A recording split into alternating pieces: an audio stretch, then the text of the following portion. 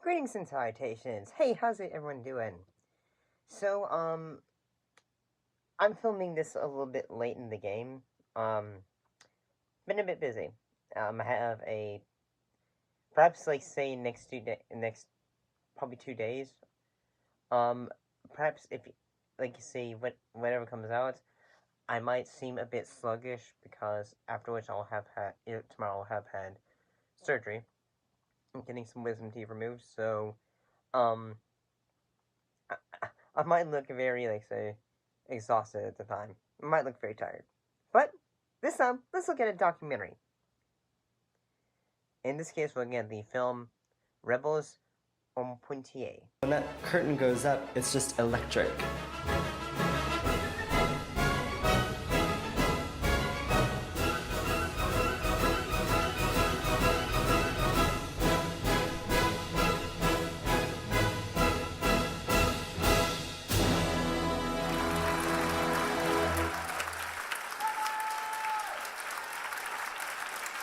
I love the sound of applause. I live for the applause, applause, applause.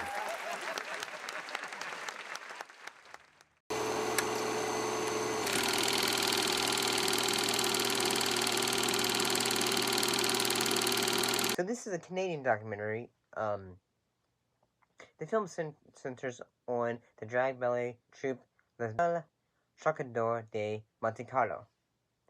So this, in a way, was about a male ballet group that, uses drag and at the same time also uses humor in the way it does its performances. And over the years, I have, become more comfortable in my own skin, I would say. And I'm going to say this, that as a documentary, it made me fairly intrigued about the subject. Like, whether it was, there was, a moment in which they talked about, say, back when the company had started, how, it was still early in the, and, say, in the gay movement, whether it was, say, around the time of Stonewall. There's a lot of drag elements in the city, and a lot of clubs and a lot of bars. People were experimenting with drag. So the company really came out of that period. And it was a bunch of guys who were wanted to put on a show. So they started doing these midnight shows, parodying classical ballet, and it really took off. Who knew that 44 years later we were still going to be in existence?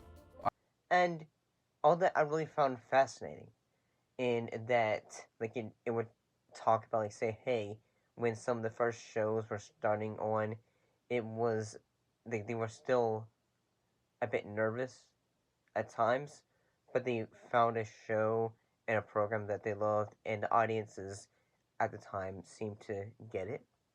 And,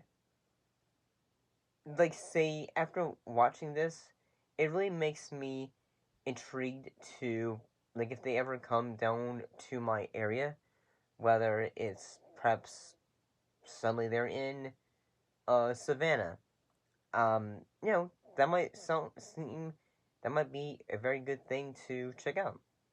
One thing it does is in that it follows, say, several different folks that are part of the company, whether they are dancers, whether they are folks, say, whether they are now involved in the company as, say, the instructor, anyway. And I thought all this was really fascinating.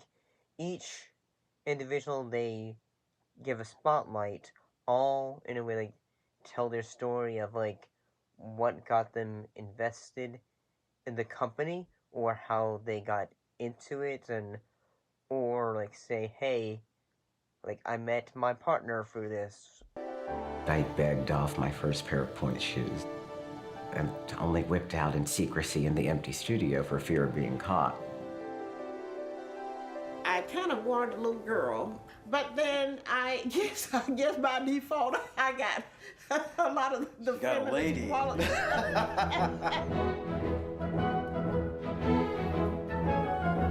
And all that, and it was really interesting. I really thought it was. I'll say this, like, say, as a,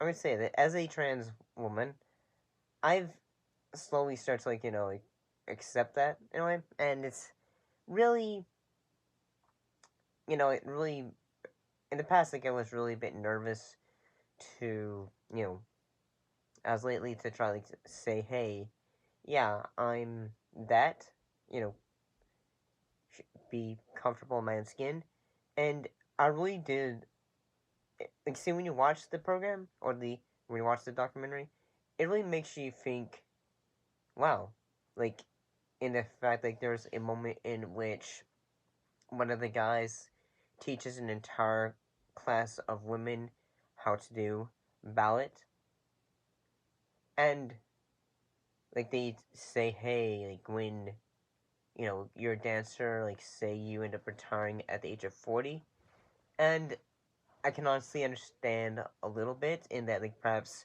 once you have done the, like, once you've been dancing for quite a few years, um, like, you have gone through quite, perhaps, a few injuries. No matter what, it hurts. It's like wearing heels, it always hurts. They look beautiful, but they're gonna hurt at the end of the night. Girl, I don't want to spend my time go to like find like a second job because I really like enjoy my work, my company. And I'm gonna say this, like, I feel like, say that for me, like, having not really been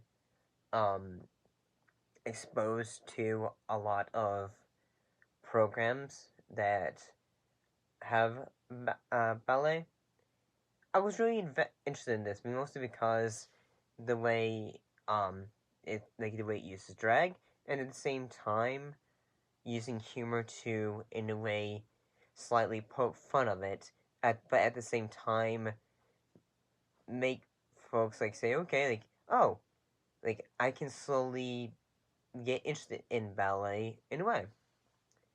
And yeah, I thought that the director,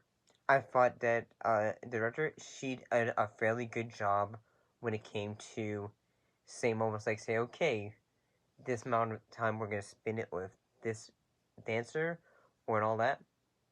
And yeah, whether it was, like, say, one of the folks that is now a instructor, I really liked his personal story of, like, say, how his father, he's constantly going back between where the company is and then to Italy, and, like, seeing his family and all that.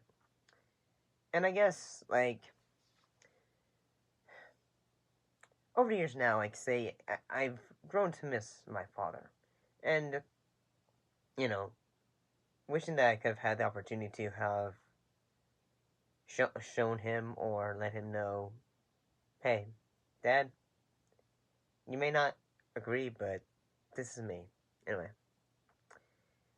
Oh well. But I thought this was a fairly good documentary. Be myself. I can wear tutus, why not? Those little things change the world.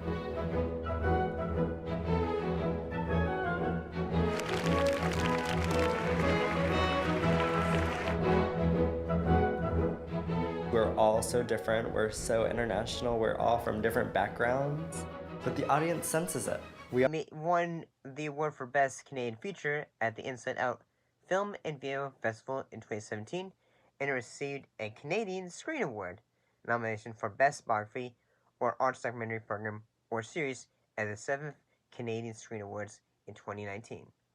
So, director Bobby Jo Hart, she did a great job with this. I'll see you next time.